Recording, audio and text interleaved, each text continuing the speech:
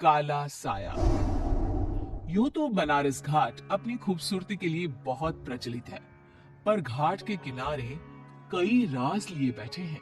ये कहानी शुरू होती है बनारस के घाट के पास बने ममता निवास से, जहां प्रिया लाल जोड़े में ममता के घर उसकी बहू बनकर आती है। आओ आओ बहू, घर को अपने पैरों से पवित्र करो। ममता घर की दहलीज पार कर ही रही होती है कि अचानक एक बहुत गंदी सी बास पूरे घर में फैल जाती है।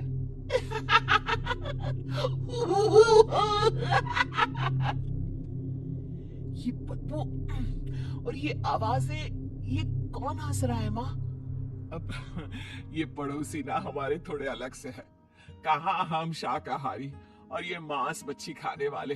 छोड़, तू ध्यान मत दे और गृह प्रवेश कर। और हाँ बहू, अपनी सास की एक बात हमेशा याद रखना, इन पड़ोसियों से तो कभी बात नहीं करेगी। अच्छे लोग नहीं है ये। अपनी सास की ये बात मानेगी ना बेटा? हाँ माँ, जो आपकी मर्जी, मैं उनसे बात नहीं करूंगी। अगले दिन प्रिया अपनी पहली रसोई बनाने रसोई घर में जाती है। एक छोटी बात तो नाक में जा रही है। एक काम करती हूँ, खिड़की खोल देती हूँ। प्रिया खिड़की खोलने जाती है। इतने जाले, लगता है इस खिड़की को कभी खोला ही नहीं गया। पर ऐसा क्यों? ओह, नॉन वेज की स्मेल आती होगी ना। 2 मिनट के लिए खोल लेती हूँ, फिर बंद कर दूंगी। प्रिया खिड़की खोलती है। खिड़की खोलते ही उसकी नजर सामने वाले घर की खिड़की पर पड़ती है, जहाँ एक लड़की खड़ी होती है, हाथों में मेहंदी, लाल रंग की साड़ी, बिल्कुल सजी धजी, मानो प्रिया की तरह ही वो भी नई नवेली बहू हो। वो प्रिया को देखकर मुस्कुराती है। हे भगवान, माँ ने तो इनसे बात करने को मना किया था। प्रिया फौरन ही खिड़की बंद कर देती है और तवे पर चढ़ी रोटी की ओर देखने लगती है, पर वहां रोटी न होकर मछली पड़ी होती है। ये क्या? पहली ही रसोई में इतनी बड़ी गलती! हे भगवान, अब मैं क्या करूं? प्रिया बहुत डर जाती है और फौरन रसोई की सफाई करने और फिर सभी के लिए खाना बनाने लग जाती है। जब वो सबको खाना परोसती है, सब तो ठीक है, मैं बेकार में चिंता कर रही थी। हे भगवान, ऐसे ही बस अपनी कृपा बनाए रखना। रात के वक्त जब सब सो रहे होते हैं, तब प्रिया को पायल की आवाज सुनाई देती है, जिससे उसकी आंख खुल जाती है। ये पायल की आवाज कहां से आ रही है? प्रिया उठकर उस आवाज के पीछे छत की सीढ़ियों तक जाती है। तभी उसे बच्चे के रोने की आवाज आती है। प्रिया छत पर जाती है तो क्या देखती है? वही लाल साड़ी वाली लड़की अपनी गोद में एक नवजात बच्चे को घुमा घुमा कर सुला रही है। तभी प्रिया की नजर उसके पेट पर पड़ती है। ओह गॉड, ये तो प्रेग्नेंट भी है। सुनिए, बच्चा सो नहीं रहा है क्या? मैं कुछ मदद करूं? नहीं नहीं, आपके घर वालों को अच्छा नहीं लगेगा, मैं संभाल लूंगी। स्नेहा की गोद से बच्चा हाथ मारकर प्रिया की गोद में आने को छटपटाने लगता है। दोनों घर अगल बगल में बने होने के कारण प्रिया उस बच्चे को गोद में ले लेती है। प्रिया के पास आते ही वो सो जाता है। बच्चे का वो स्पर्श रात भर प्रिया भूल नहीं पाती और अगली सुबह वो छत पर कपड़े सुखा रही होती है, तभी उसे एक औरत इशारा करके बुलाती है। स्नेहा कह रही थी बाबू तुम्हारी गोद में आते ही सो गया। मैं गौरी, स्नेहा की माँ हूँ। बहू, घर आना, बाबू को खिला भी लेना। शाम को जब घर पर कोई नहीं रहता, बच्चे से मिलने के लिए प्रिया छिपकर अपनी पड़ोसन के घर चली जाती है और कुछ देर बच्चे को खिलाकर वापस लौट आती है। इसके कुछ दिन बाद ही प्रिया को पता चलता है कि वो माँ बनने वाली है। ममता की खुशी का ठिकाना नहीं रहता।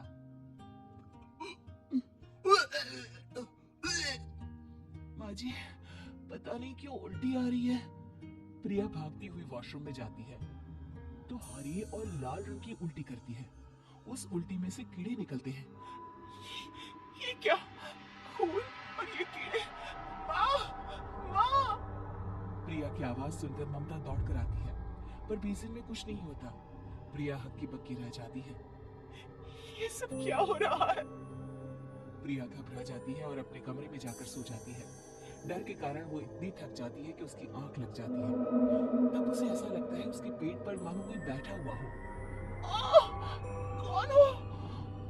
प्रिया के पेट पर एक 5 महीने की बच्ची बैठी हुई थी, जो बुरी तरह जली हुई थी। माँ, तुम्ही मुझे लाई ना अपने पेट में। मैं तुम्हारी माँ नहीं हूँ। कौन हो तुम? माँ, देखो मैं जल गई बुरी तरह से। 6 महीने पेट में रहने को भी मुझे नहीं मिला। सहला दो ना माँ। बचाओ, बचाओ, माँ। ममता दौड़कर कमरे में आती है। प्रिया की बातें सुनकर वो सब समझ जाती है। तू कहीं बगल वाले घर में तो नहीं जाकर आई ना बहू? मुझे माफ कर दो, मैं गई थी माँ। उस घर में सब मरे हुए हैं बहू। कई साल पहले स्नेहा उस घर में बहू बनकर आई थी। कुछ ही दिन में वो एक बच्चे को जन्म देने वाली थी। पूरा घर बच्चे के आने की खुशी में खोया था कि एक दिन अचानक उस घर में आग लग गई। सब बुरी तरह जलकर मर गए। गौरी आज भी दादी बनने का इंतजार कर रही है और इसीलिए स्नेहा ने अपना अजन्मा बच्चा तुम्हारी कोख में डाल दिया। ममता ये कह रही होती कि पीछे से उसके पैरों को एक बच्चा पकड़ लेता है। दादी, दादी। माँ, स्नेहा की गोद में यही बच्चा था। ये बच्चा कौन है फिर? तेरी मौत है। तेरी भी दादी। जिसका ममता को डर था वही हो गया।